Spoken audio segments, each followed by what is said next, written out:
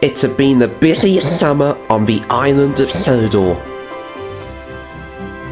Ever since the mystery of the missing engines had passed, all the engines were working peacefully again, holding passengers and goods. Especially now that they got Bill and Ben back in the team. And just in case they were told that they might get sent away again in the future, Bill and Ben try their best to be really useful like the other engines. One cloudy morning, Thomas was at Tidmouth Sheds. It had been raining all night. Puddles were everywhere. "Boy, it must have been some rain last night," said Thomas's driver.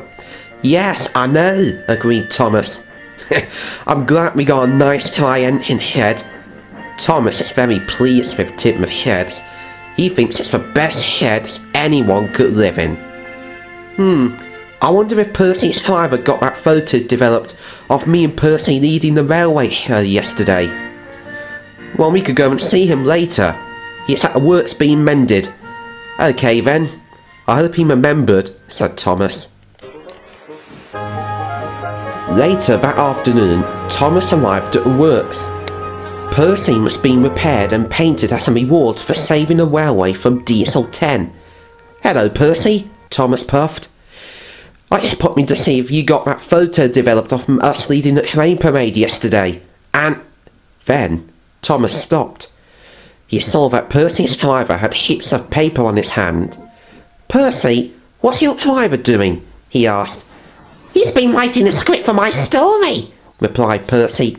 "Your story, Percy?" asked Thomas. "Yes, it's about an engine couple dreaming of their dream sheds and have it being built."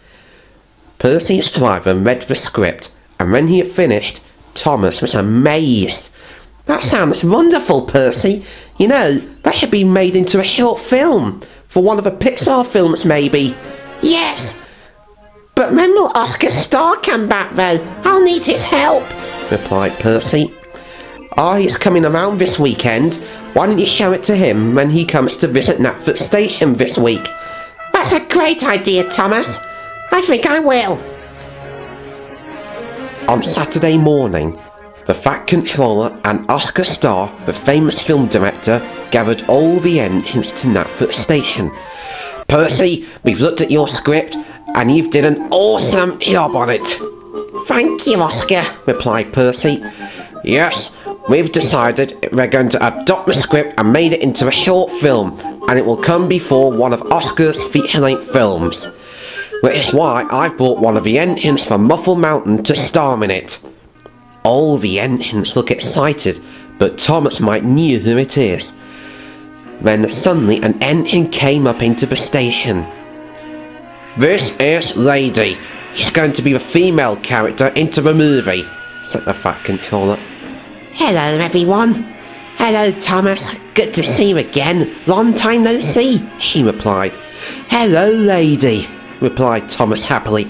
It's good to see that you're going to be the star in the movie." "Yes, I know," replied Lady. "Now," added the Fat Controller, "I have decided that one of you lot will star in the movie with Lady. Whichever engine finish their jobs first today will star in the movie. Now, Lady, can you take us on a tour of the railway, please? You need to learn the line before you start filming." "Yes, sir," replied Lady. Oscar and the Fat Controller were on board, and Lady puffed away. Thomas smiled happily. He was thinking it would be great if he was the star in the movie with Lady. Then he looked at James, staring dreamily at Lady. "James, I hope you're not flirting at Lady," fumed Thomas, "because she's my dream girl. You've already got Lisa." "I know," replied James. "I think I should be the one starring in the film with her because I'm the shiniest engine in the world. So I don't think you've got a chance, little Thomas." "We'll see about that," Thomas retorted back.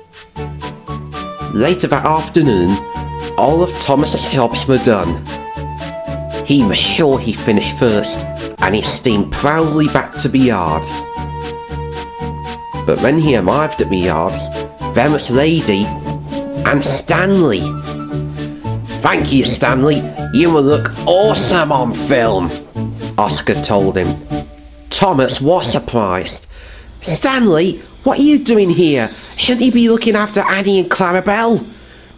Just then, Duck pulled up alongside Thomas. "Didn't you know?" asked Duck. "Stanley's going to be the star in the movie." Thomas couldn't believe it. He puffed crossly away to shunt some trucks. Thomas was about to start shunting when James pulled up alongside him. "Oh, I see you didn't get a chance to be in the movie after all. I'm going to see how they're getting on. See you later, silly tank engine." And James puffed smoothly away. That made Thomas very cross. He was so cross that he bumped the trucks really hard and they rolled down the hill from the station yard. "Oops," gasped Thomas. James was talking to Stanley and Lady when he saw the trucks hurtling towards him. "Bust my buffers, runaway trucks!" he cried, and he reversed back quickly with the trucks hurtling faster and faster behind him. At Tidmouth Sheds, Gordon and Henry were talking, and the Fat Controller was in his office nearby. He was looking forward to hot buttered toast for tea at home. Suddenly he heard a loud shuffling noise that sounded very quick. It was James.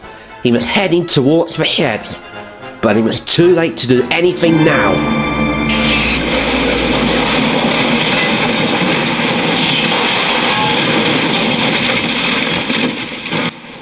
What on earth?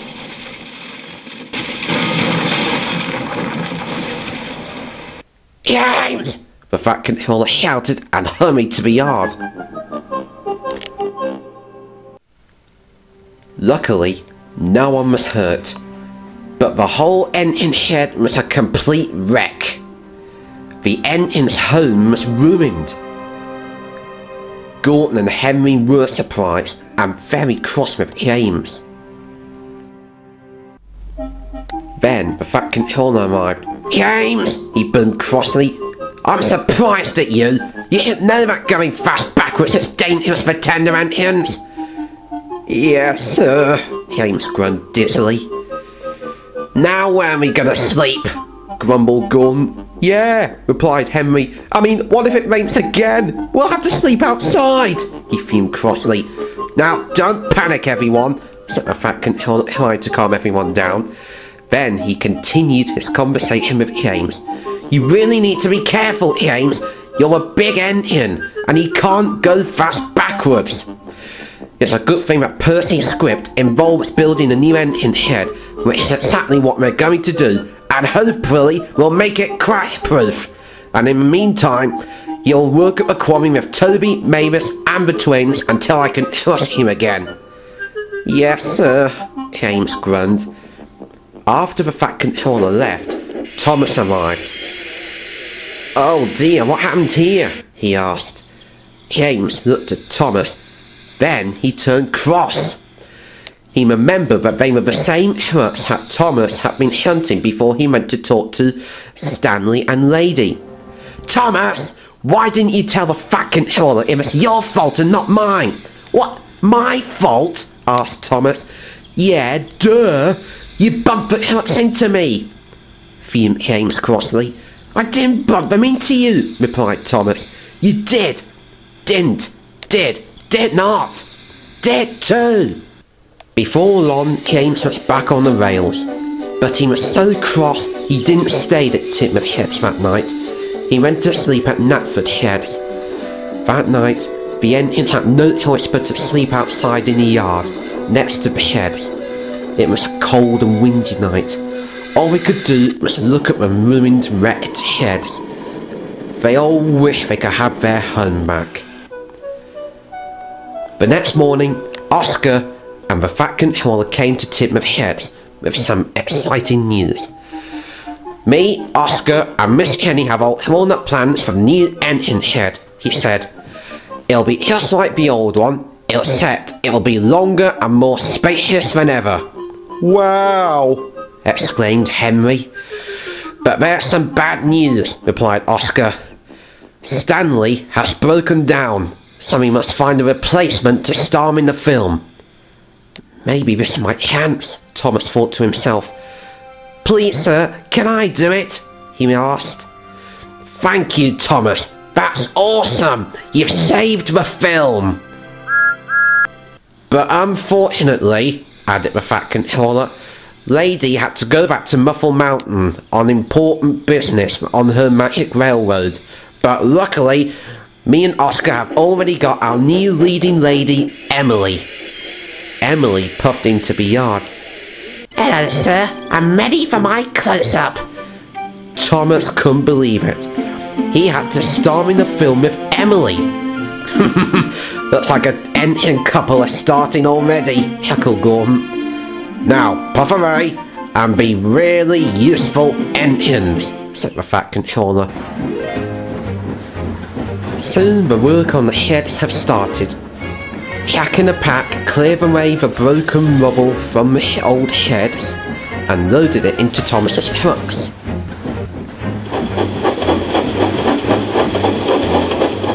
Max and Monty were very careful not to say anything hurtful to Thomas, in case he might try and chase them again. They hadn't forgotten what happened last time. And during the work, Oscar Starr and his camera crew were filming the footage ready for Percy's film. Meanwhile, James was having a terrible time at the Quarry. He wasn't thinking about work, all he could think about was Thomas being the star of the film. Ouch! That bumped my buffers! It really hurt, moaned James. Be careful, scolded Toby, and stop thinking about Thomas, the accident, or the film. James tried thinking about dogs. He tried thinking about cars. He tried thinking about anything but Thomas, the wrecked engine shed, the film, or Thomas becoming a film star. But it didn't work. He still fumed crossly around the quarry. I want to star in the film too, he grumbled. Just be happy you're getting a new engine shed, said Mavis. But that's not the point. The reason I'm here is because of Thomas. I always get blamed for something I do, and Thomas never gets into trouble. I crashed, and I get into trouble. Thomas crashed, and it's bad luck, Thomas. It's just not fair, James huffed. He was so cross, and without realising, he resucked all over Mavis. Ugh, James, fumed Mavis. Oops, sorry, spluttered James. Bill and Ben, who saw everything, laughed out loudly.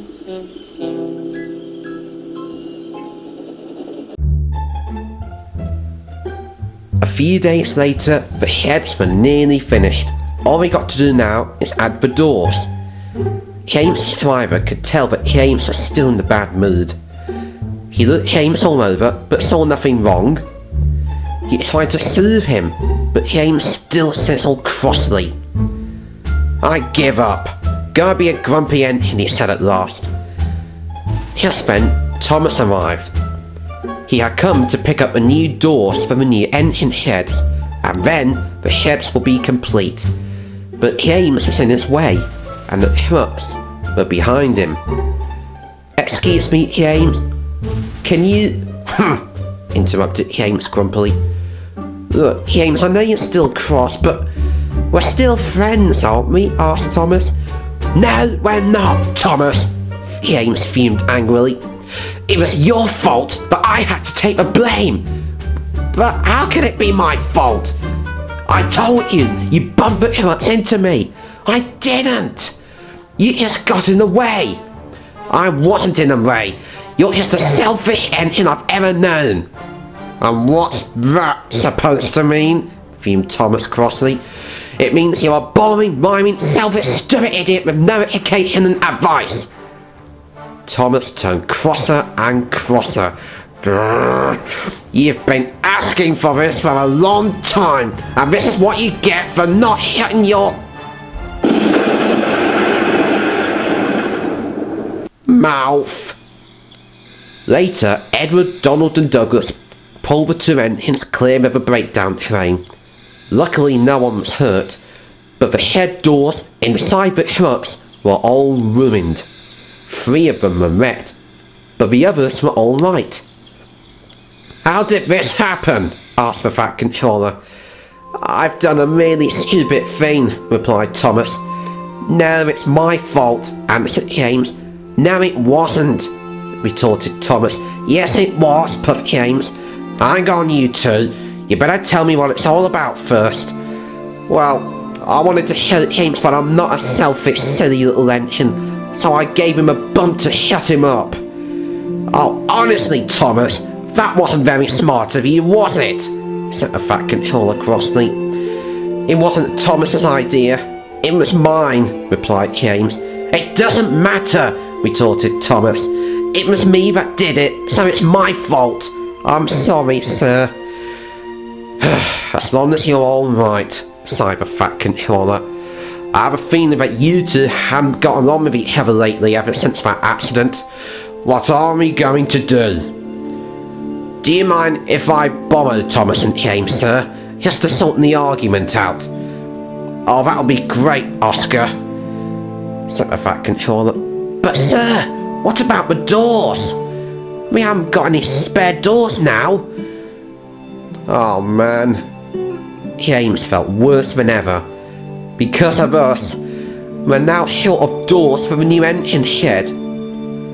Can't we just edit it to appear in the footage?" "How can he do that?" retorted Thomas. "Just come with me, you two," replied Oscar. "We'll sort it out." Later, Oscar showed them the footage that happened on the day of the accident. They showed the clip where Thomas had bumped the trucks, and the bit where James had a runaway. But in the end, it was both engines' fault, because Thomas had bumped the trucks, and James had gotten in the way of the runaway siding.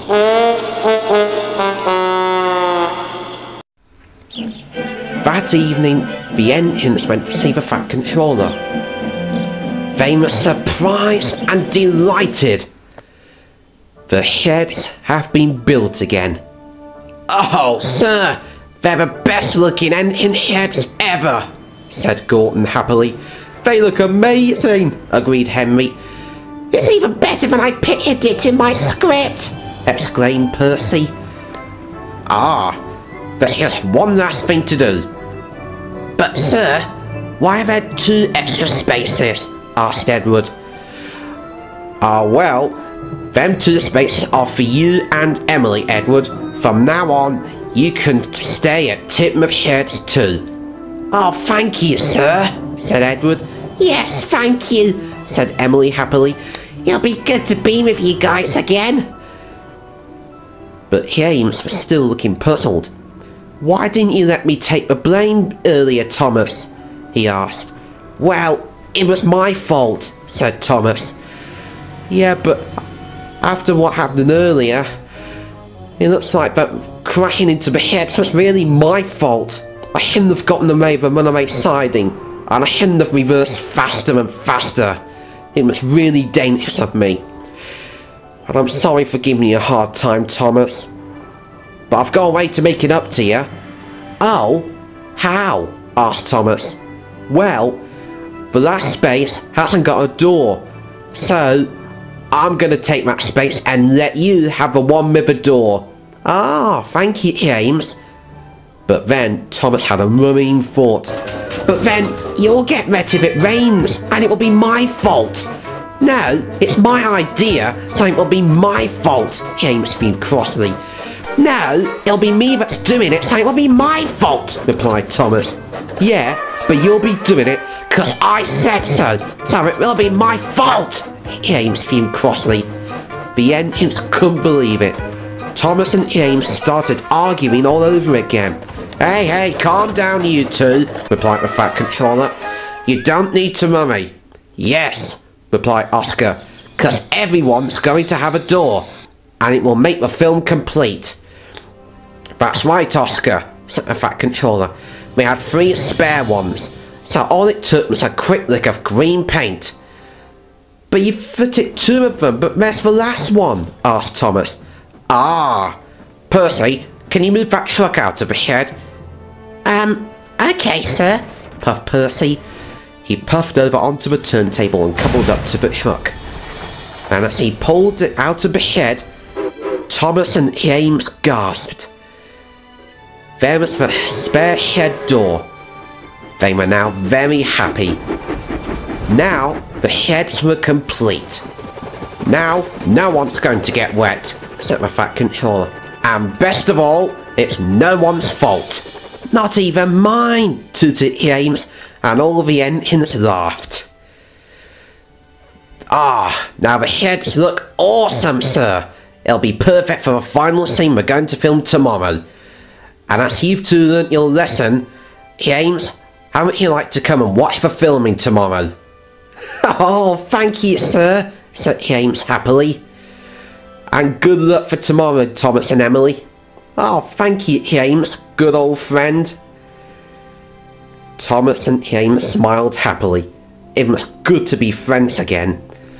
And they decided that in future they will be careful near engine sheds.